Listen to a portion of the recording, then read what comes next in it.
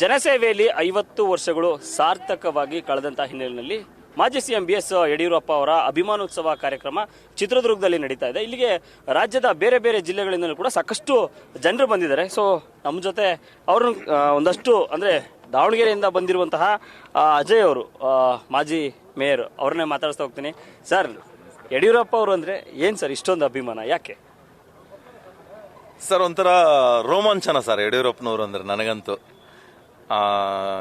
ನರೇಂದ್ರ ಮೋದಿಜಿಯವರು ಯಡಿಯೂರಪ್ಪನವರು ಅಂದ್ಬಿಟ್ರೆ ಎಲ್ಲಿಲ್ಲದಂತ ಒಂದು ಉತ್ಸಾಹ ನಮ್ಮಲ್ಲಿ ಚಿಮ್ಮುತ್ತೆ ಅಂತ ಹೇಳಲಿಕ್ಕೆ ಬಯಸ್ತೀನಿ ನಾನು. ಯಾಕಂದ್ರೆ ಸರ್, ಇವತ್ತು ನಾನು ಭಾರತೀಯ ಜನತಾ ಪಕ್ಷದಲ್ಲಿದ್ದೀನಿ, ಭಾರತೀಯ ಜನತಾ ಪಕ್ಷದ ಕಾರ್ಯಕರ್ತನಾಗಿದ್ದೀನಿ, ಅಲ್ಲಿ ಕಾರ್ಪೊರೇಟರ್ ಆಗಿದ್ದೀನಿ, ಮೇಯರ್ ಆಗಿದ್ದೀನಿ, MLA ನಿಂತಿದ್ದೀನಿ. ಇದಲ್ಲ ಸರ್ ಕಾರಣ. ಇದೆಲ್ಲ ನಿಜವಾದ ಕಾರಣ ಏನಂದ್ರೆ, ಇವತ್ತು ಕರ್ನಾಟಕ ರಾಜ್ಯವನ್ನ 50 ವರ್ಷಗಳಿಂದ ಭಾರತೀಯ ಜನತಾ ಪಕ್ಷವನ್ನ ಕಟ್ಟೋದ್ರ ಜೊತೆನಲ್ಲಿ ಅಭಿವೃದ್ಧಿ ಪಥದತ್ರ ತಗೊಂಡೋಗಿರ್ತಕ್ಕಂಥ ಧೀಮಂತ ನಾಯಕ ನಮ್ಮ ಯಡಿಯೂರಪ್ಪನವರು. ಹಾಗಾಗಿ ನನಗೆ ತುಂಬಾ ಸಂತೋಷ ಆಗುತ್ತೆ ಅವ್ರ ಬಗ್ಗೆ ಮಾತನಾಡಲಿಕ್ಕೆ. ಸಿದ್ಧತೆಗಳು ಹೇಗಿದೆ ಸರ್ ಎಲ್ಲ? ಈಗ ಯಾಕಂದ್ರೆ ನಾಳೆನೇ ಕಾರ್ಯಕ್ರಮ ಇರೋದು, ಈಗ ಸಿದ್ಧತೆಗಳೆಲ್ಲ ಮುಗಿದಿದೆ. ಯಾಕಂದ್ರೆ ನೀವು ಹತ್ರ ಇದ್ದೀರಾ, ಪದೇ ಪದೇ ಬಂದು ಹೋಗ್ತಾ ಇದ್ದೀರಾ, ಹೇಗೆ ನಡೀತಾ ಇದೆ ಕಾರ್ಯಕ್ರಮ ಸಿದ್ಧತೆ?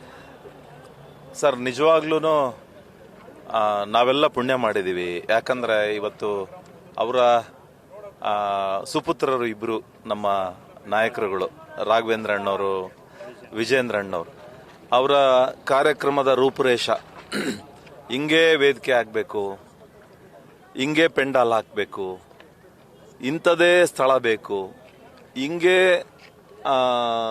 ನಗರ ಸೌಂದರ್ಯ ಆಗ್ಬೇಕು, ಇಲ್ಲಿ ಇಂತಿಂಥದೇ ವ್ಯವಸ್ಥೆಗಳಾಗಬೇಕು, ಜನರಿಗೆ ಬಂದಂಥವ್ರು ಯಾರೂ ಕೂಡ ಉಪವಾಸ ಹೋಗ್ಬಾರ್ದು, ಎಲ್ಲರೂ ಕೂಡ ಒಟ್ಟಾಗಿ ಕೂತು ಊಟ ಮಾಡೋ ಥರ 1 ಲಕ್ಷ ಜನ ಊಟ ಮಾಡೋಗೋ ಥರ ಒಂದು ವ್ಯವಸ್ಥೆ ಆಗಿರ್ಬೋದು, ಜನರಿಗೆ ಸರಾಗವಾಗಿ ಬಂದು ಸರಾಗವಾಗಿ ಹೋಗ್ಬೇಕು ಅನ್ನೋ ಒಂದು ವ್ಯವಸ್ಥೆ. ಅಷ್ಟೇ ಅಲ್ಲ, ಆ ಕಡೆ ಲಕ್ಷಾಂತರ ವೆಹಿಕಲ್ಗಳನ್ನ, ವಾಹನಗಳು ನಿಲ್ಲಕ್ಕೆ ವ್ಯವಸ್ಥೆ, ಸಾವಿರಾರು ಬಸ್ಗಳು, ಸಾವಿರಾರಲ್ಲ ಆಕ್ಚುಲಿ 50,000ಕ್ಕಿಂತ ಹೆಚ್ಚು ಬಸ್ ನಿಲ್ಲಕ್ಕೆ ವ್ಯವಸ್ಥೆ ಆಗಿದೆ.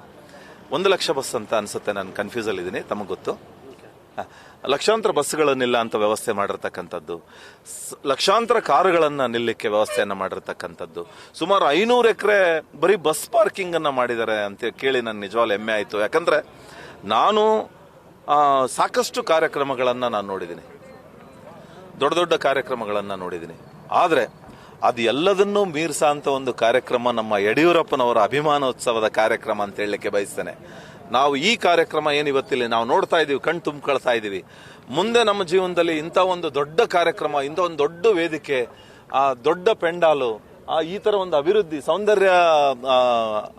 ಸೌಂದರ್ಯೀಕರಣ ಅಭಿವೃದ್ಧಿ ಮಾಡಿರ್ತಕ್ಕಂಥದ್ದು, ಇದನ್ನ ಮತ್ತೆ ಮುಂದೆ ನೋಡ್ತೀವಿಲ್ಲೋ ನನಗಂತೂ ಗೊತ್ತಿಲ್ಲ. ಹಾಗಾಗಿ ನಾನು ಈ ಮೂಲಕ ಕರ್ನಾಟಕದ ಜನತೆಗೆ ಮನವಿ ಮಾಡ್ಕೊಳ್ತೇನೆ, ಇವತ್ತು ರೈತರ ಪರವಾಗಿ ಹೋರಾಟವನ್ನು ಮಾಡಿ ಬಗರುಕುಂ ಚಳವಳಿಯನ್ನ ಜಾರಿಗೆ ತಂದಿರತಕ್ಕಂಥದ್ದು, ಅದಲ್ಲದೆ ರೈತರಿಗೋಸ್ಕರ ಪ್ರತ್ಯೇಕ ಬಜೆಟ್ ಅನ್ನ ಇಡೀ ಭಾರತ ದೇಶದಲ್ಲಿಯೇ ಕೊಟ್ಟಂತ ಯಾರಾದರೂ ಒಬ್ಬ ಮುಖ್ಯಮಂತ್ರಿ ಇದ್ರೆ ಅವರು BS ಯಡಿಯೂರಪ್ಪನವರು ಅಂತ ಹೇಳಲಿಕ್ಕೆ ಬಯಸ್ತೇನೆ. ಹಾಗಾಗಿ ರೈತರು ಇವತ್ತು ಇಷ್ಟೊಂದು ಸಂತೋಷದಿಂದ ಅವರು ನೆಮ್ಮದಿಯ ಬದುಕನ್ನ ಕಟ್ಕೊಂಡಿದ್ದಾರೆ ಅಂತಂದ್ರೆ ಇದಕ್ಕೆ ಯಡಿಯೂರಪ್ಪನವರ ಕೊಡುಗೆ ಅಪಾರ ಇದೆ ಅಂತ ಹೇಳಲಿಕ್ಕೆ ಬಯಸ್ತೇನೆ. ಹಾಗಾಗಿ ಎಲ್ಲ ರೈತರು ಕೂಡ ಈ ಒಂದು ಅಭಿಮಾನೋತ್ಸವದ ಕಾರ್ಯಕ್ರಮಕ್ಕೆ ಬಂದು ಅವರಿಗೆ ನಿಮ್ಮ ಅಭಿಮಾನವನ್ನ ಅವರಿಗೆ ತಿಳಿಸ್ರಿ ಅಂತ ಹೇಳಲಿಕ್ಕೆ ಬಯಸ್ತೇನೆ. ಅಷ್ಟೇ ಅಲ್ಲ, ಏನು ಮಹಿಳೆಯರಿಗೋಸ್ಕರ, ಬಡ ಮಹಿಳೆಯರಿಗೋಸ್ಕರ ಏನು ಭಾಗ್ಯಲಕ್ಷ್ಮಿ ಯೋಜನೆಯನ್ನ ತಂದಿರತಕ್ಕಂಥವ್ರು, ಅಷ್ಟೇ ಅಲ್ಲ, ಇವತ್ತೆಲ್ಲ ಮೆಚುರಿಟಿಗಳು ಆಗ್ತಿದಾವೆ, ಈಗ ಆಲ್ರೆಡಿ ಅವರು ಸಿಎಂ ಆದಾಗ ಮಾಡಿರ್ತಕ್ಕಂಥದ್ದು. ಇವತ್ತೆಲ್ಲ ಅವರಿಗೆ ಈ ಟೈಮಲ್ಲಿ ಹಣ ಬರ್ತಾ ಇದೆ. ಆಕ್ಚುಲಿ ಅವರು ಮುಖ್ಯಮಂತ್ರಿ ಆಗಿದ್ದಂತ ಸಂದರ್ಭದಲ್ಲಿ ಮಾಡಿರ್ತಕ್ಕಂಥದ್ದು ಅವರ ದೂರದ ದೃಷ್ಟಿ, ಅವ್ರಿಗೇನು ನಮ್ಮ ರಾಜ್ಯ ಯಾವ ರೀತಿ ನಾವು ಅಧಿಕಾರವನ್ನ ಮಾಡಿದ್ರೆ, ಯಾವ ರೀತಿ ನಾವು ಅಭಿವೃದ್ಧಿಯನ್ನ ಮಾಡಿದ್ರೆ ಇನ್ನ 50-100 ವರ್ಷ ಯಾವ ರೀತಿ ಕರ್ನಾಟಕ ರಾಜ್ಯ ಇರುತ್ತೆ ಅನ್ನೋ ಒಂದು ದೂರದೃಷ್ಟಿಯನ್ನು ಹಿಡ್ಕೊಂಡು ಕರ್ನಾಟಕ ರಾಜ್ಯವನ್ನ ಮುಖ್ಯಮಂತ್ರಿ ಆಗಿದ್ದಂತ ಸಂದರ್ಭದಲ್ಲಿ ಕಟ್ಟಿರ್ತಕ್ಕಂಥವ್ರು ಯಡಿಯೂರಪ್ಪನವರು. ಹಾಗಾಗಿ ಅವ್ರ ಬಗ್ಗೆ ಹೇಳಲಿಕ್ಕೆ ಈ ಒಂದು ಸಣ್ಣ ಕಾರ್ಯಕರ್ತನಲ್ಲಿ ಮಾತುಗಳಿಲ್ಲ, ನುಡಿಗಳಿಲ್ಲ ಅಂತ ಹೇಳಲಿಕ್ಕೆ ಬಯಸ್ತೇನೆ. ಯಾಕಂದ್ರೆ ಅವರು ಶಿಕಾರಿಪುರದಿಂದ ಅವರು ಪುರಸಭೆಯ ಸದಸ್ಯರಾಗಿ, ನಂತರ ಅಧ್ಯಕ್ಷರಾಗಿ, ಆಮೇಲೆ ಜನಸಂಘದ ಶಿಕಾರಿಪುರದ ತಾಲೂಕಿನ ಅಧ್ಯಕ್ಷರಾಗಿ, ನಂತರದ ದಿನಗಳಲ್ಲಿ ಅವರೊಂದು ಸೈಕಲ್ ಅನ್ನ ಏರಿ ಇಡೀ ರಾಜ್ಯವನ್ನ ಪ್ರವಾಸವನ್ನ ಮಾಡಿ, ಅಂಬಾಸೆಡರ್ 4545 ಕಾರಲ್ಲಿ ಏರಿ, ಅವಾಗೆಲ್ಲ ಇಷ್ಟು ರಸ್ತೆಗಳ ಅಭಿವೃದ್ಧಿ ಇರಲಿಲ್ಲ, ಅವಾಗ ಮೊಬೈಲ್ ಇರಲಿಲ್ಲ, ಫೋನ್ಗಳೇ ಇರಲಿಲ್ಲ. ಲೆಟರ್ನ ಹಾಕಿ ನಿಮ್ಮೂರಿಗೆ ಬರ್ತಾ ಇದ್ದೀನಿ ಅಂತ ಹೋಗಿ ಲೆಟರ್ ಹಾಕಿ ಅಲ್ಲೋಗಿ ಪಕ್ಷವನ್ನು ಕಟ್ಟಿರ್ತಕ್ಕಂಥವ್ರು ಯಡಿಯೂರಪ್ಪನವರು. ಟೆಲಿಗ್ರಾಮನ್ನು ಮಾಡಿ ಹೋಗಿ ಅಲ್ಲೋ ಒಂದು ಪಕ್ಷವನ್ನು ಕಟ್ಟಿರ್ತಕ್ಕಂಥವ್ರು. ಇಂಥ ನಾಯಕರನ್ನ ನಮ್ಮ ಜೀವನದಲ್ಲಿ ನಾವು ನೋಡಲಿಕ್ಕೆ ಸಾಧ್ಯನಾ ಸರ್? ಇದು ಉತ್ಪ್ರೇಕ್ಷೆ ಅಲ್ಲ, ಇದೇನು ಹೊಗಳಿಕೆ ಮಾತಲ್ಲ. ಯಡಿಯೂರಪ್ಪನವ್ರ ಬಗ್ಗೆ ನೀವು ಎಷ್ಟು ನುಡಿ ಮಾತುಗಳನ್ನು ಎಷ್ಟು ಹೊಗಳಿಕೆ ಮಾತಾಡಿದ್ರು ಕೂಡ ಅದು ಕಡಿಮೆನೆ. ಯಾಕಂದ್ರೆ ತಳಮಟ್ಟದಿಂದ ಪಕ್ಷವನ್ನ ಕಟ್ಟಿ ಇವತ್ತು ಕರ್ನಾಟಕ ರಾಜ್ಯದಲ್ಲಿ ಭಾರತೀಯ ಜನತಾ ಪಕ್ಷ ಇವತ್ತು ನಾವೆಲ್ಲ ಅಧಿಕಾರ ಅನುಭವಿಸಿದ್ದೀನಿ. ನಾನು 1 ವರ್ಷ ಮೇಯರ್, ನಾನೊಂದ್ಸರಿ MLA ನಿಂತಿದ್ದೀನಿ. ಇವು ಸಣ್ಣ ಸಣ್ಣ ಕಾರ್ಯಕರ್ತರನ್ನ ಹುಡುಕಿ ದೊಡ್ಡ ದೊಡ್ಡ ಸ್ಥಾನಗಳನ್ನ ಕೊಟ್ಟಿರ್ತಕ್ಕಂಥ ನಾಯಕರು ಸರ್ ನಮ್ಮ ಯಡಿಯೂರಪ್ಪನವರು. ಕಳೆದ ಬಾರಿ ದಾವಣಗೆರೆಯಲ್ಲಿ ವಿಧಾನಸಭೆ ಚುನಾವಣೆಗೂ ಮುಂಚಿತವಾಗಿ ಸಿದ್ದರಾಮೋತ್ಸವ ಮಾಡಿದ್ರು. ಸೊ ಎಲ್ಲೋ ಒಂದು ಕಡೆ ಅದು ಕಾಂಗ್ರೆಸ್ ಅಧಿಕಾರಕ್ಕೆ ಬರೋದಕ್ಕೆ ಅನುಕೂಲ ಆಯಿತು. ಈಗ ಚಿತ್ರದುರ್ಗದಲ್ಲಿ ಯಡಿಯೂರಪ್ಪ ಅವರ ಅಭಿಮಾನೋತ್ಸವ ಮಾಡ್ತಾ ಇದ್ದಾರೆ. ಏನಾದ್ರೂ ಇದು ಅದಕ್ಕೆ ಕೌಂಟರ್ ತರನ ಹೇಗೆ ಅಂತ? ಸರ್ ಕೌಂಟರ್ ಅಲ್ಲ, ಇದೊಂದು ಬುನಾದಿ ಅಂತ ಹೇಳಲಿಕ್ಕೆ ಬಯಸ್ತೀನಿ. 135 ಆಯ್ತು ಸಿದ್ದರಾಮೋತ್ಸವ ಆದ್ಮೇಲೆ, 135 ತಗೊಂಡ್ರು. ನಾವು +15 ನಾವು ಏನು ಯಡಿಯೂರಪ್ಪನವರ ಅಭಿಮಾನೋತ್ಸವ ಆದ ನಂತರ 2028 ಚುನಾವಣೆ ಬರುತ್ತಲ್ಲ, ಇದನ್ನ ರೆಕಾರ್ಡ್ ಇಟ್ಕೊಂಡಿರ್ರಿ. ನೀವು ಆ ಸಂದರ್ಭದಲ್ಲಿ ಹೇಳ್ರಿ, ಈ ಅಭಿಮಾನೋತ್ಸವದ ಕಾರ್ಯಕ್ರಮ ಇಡೀ ಕರ್ನಾಟಕದ ಜನತೆ ಬರೋಂಥ ಚುನಾವಣೆಯಲ್ಲಿ ಭಾರತೀಯ ಜನತಾ ಪಕ್ಷ 150 ಸ್ಥಾನಕ್ಕಿಂತ ಹೆಚ್ಚು ಗೆಲ್ಸ್ತಾರೆ, ಗೆದ್ದೇ ಗೆಲ್ತೀವಿ ಅನ್ನೋ ಮಾತನ್ನ ನಾನು ಹೇಳಲಿಕ್ಕೆ ಬಯಸ್ತೇನೆ. ಎಷ್ಟು ಜನ ಬರುವಂತ ನಿರೀಕ್ಷೆ ಸರ್? ಸರ್ ಅವ್ರದ್ದು ಪ್ರಿಡಿಕ್ಷನ್ ಸುಮಾರು 10 ಲಕ್ಷ ಅಂತಿದೆ.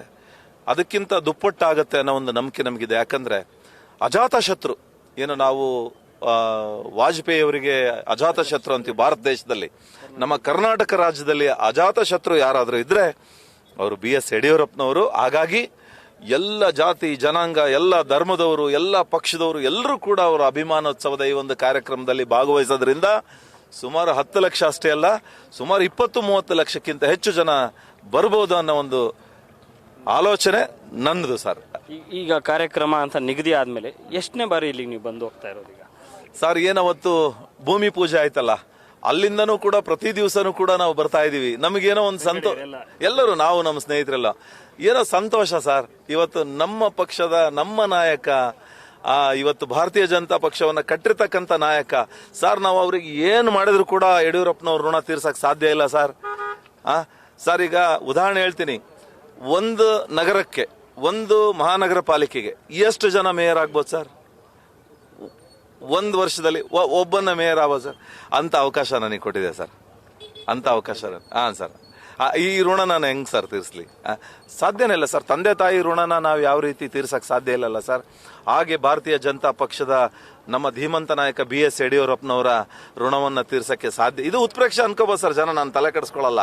ಸತ್ಯ ಸರ್, ಇದು ನೋಡಿದವ್ರಿಗೆಲ್ಲ ಸತ್ಯ ಗೊತ್ತಾಗುತ್ತೆ. ಯಾರ್ಯಾರು ಅಧಿಕಾರವನ್ನ ತಗೊಂಡಿದ್ದಾರೆ, ಯಾರ್ಯಾರು ಮಂತ್ರಿಗಳಾಗಿದ್ದಾರೆ, ಅಲ್ಲ ಇದು ನಾನೇನು ಸಂತೋಷದಿಂದ ಹೇಳ್ತಾ ಇದ್ದೀನಿ. ಯಾರ್ಯಾರು ಮಂತ್ರಿಗಳಾಗಿದ್ದಾರೆ, ಯಾರ್ಯಾರು ಅಧಿಕಾರವನ್ನ ತಗೊಂಡಿದ್ದಾರೆ, ಯಾರ್ಯಾರು ಶಾಸಕರಾಗಿದ್ದಾರೆ, ಯಾರ್ಯಾರು ಮುಖ್ಯಮಂತ್ರಿಗಳಾಗಿದ್ದಾರೆ, ಯಾರು ಸಣ್ಣ ಸ್ಥಾನಮಾನದಿಂದ ಹಿಡಿದು ದೊಡ್ಡ ಸ್ಥಾನಮಾನದವರೆಗೂ ಏನು ತಗೊಂಡಿದ್ದಾರಲ್ಲ, ಇದರಲ್ಲಿ ಯಡಿಯೂರಪ್ಪನವರ ಕೊಡುಗೆ ಅಪಾರ ಇದೆ.